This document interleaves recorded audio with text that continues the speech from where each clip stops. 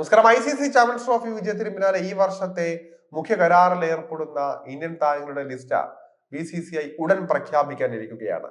ചില കളിക്കാർക്ക് നേട്ടമുണ്ടാകുമ്പോൾ ചിലരുടെ ചീട്ട് കീറാനും സാധ്യതയുണ്ട്.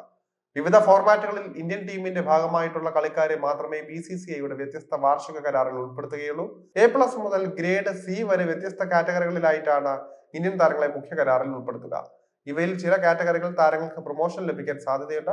ടീമിൽ കാര്യമായ അവസരങ്ങളില്ലാത്ത ചിലർ പുറത്തായേക്കുകയും ചെയ്യും. പുതിയ വാർഷിക കരാർ അനുസരിച്ച് നേട്ടമുണ്ടാകാനും പുറത്താകാനും സാധ്യതയുള്ള കളിക്കാർ ആരൊക്കെയാണെന്ന് നോക്കാം.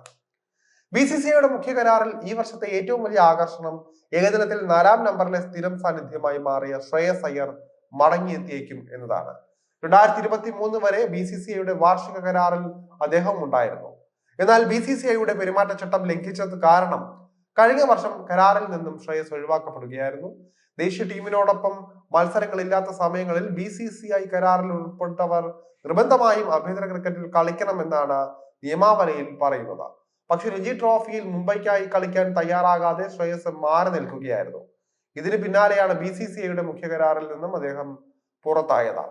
ശ്രേയസിനെ കൂടാതെ ഇടം കൈൻ ബാറ്ററും വിക്കറ്റ് കീപ്പറുമായ ഇഷാൻ കിഷനും ആഭ്യന്തര ക്രിക്കറ്റിൽ കളിക്കാൻ കൂട്ടാക്കിയിരുന്നില്ല. ഇതേ തുടർന്നാണ് ശ്രേയസിനെയും ഇഷാനെയും കരാറിൽ നിന്നും BCCI തഴഞ്ഞത്. അതിനുശേഷം രണ്ടുപേരും ആഭ്യന്തര ക്രിക്കറ്റിൽ സജീവമാവുകയും ചെയ്തു. മികച്ച പ്രകടനങ്ങളിലൂടെ കഴിഞ്ഞ വർഷം തന്നെ ദേശീയ ടീമിലേക്ക് മടങ്ങിയെത്തിയ ശ്രേയസ് അടുത്തിടെ സമാപിച്ച ചാമ്പ്യൻസ് ട്രോഫിയിൽ ഇന്ത്യൻ വിജയത്തിൽ നിർണായക പങ്കും വഹിച്ചിരുന്നു. ടൂർണമെന്റിൽ ഇന്ത്യയുടെ ടോപ്പ് സ്കോററും അദ്ദേഹമായിരുന്നു. അതുകൊണ്ട് തന്നെ BCCIയുടെ മുഖ്യ കരാറിൽ ഗ്രേഡ് A, B എന്നിവയിൽ ഒന്നിൽ ശ്രേയസ് ഇടം പിടിക്കുമെന്ന് ഉറപ്പാണ്.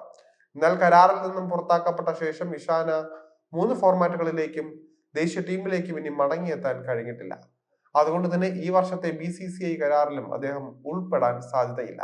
മലയാളി വിക്കറ്റ് കീപ്പറും T20യിൽ ഇന്ത്യയുടെ പുതിയ ഓപ്പണറുമായി മാറിയ സഞ്ജു സാംസൺ BCCIയുടെ വാർഷിക കരാറിൽ പ്രൊമോഷൻ ലഭിച്ചേക്കുമെന്നും അറിയുന്നുണ്ട്.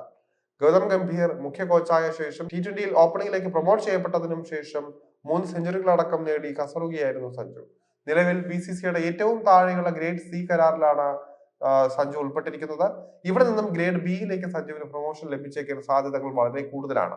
നിലവിൽ 5 കളിക്കാരാണ് ഗ്രേഡ് Bയിലുള്ളത്. ഇവരിൽ എല്ലാ ഫോർമാറ്റിലും ടീമിന്റെ ഭാഗമായ അക്ഷർ പട്ടേലിന് ഗ്രേഡ് Aയിലേക്കും മാറ്റം കിട്ടിയേക്കും. നിലവിൽ ഗ്രേഡ് Aയിലുള്ള ഇതിഹാസ ഓഫ് സ്പിന്നറായ R അശ്വിൻ വിരമിച്ചു കഴിഞ്ഞു. അദ്ദേഹം കരാറിന് പുറത്തു പോകുമ്പോൾ പകരമാകും അക്ഷർ എത്തുക. അതേസമയം ഗ്രേഡ് Cയിലാകും ഏറ്റവും അധികം അഴിച്ചുപണികൾ സംഭവിച്ചേക്കുക.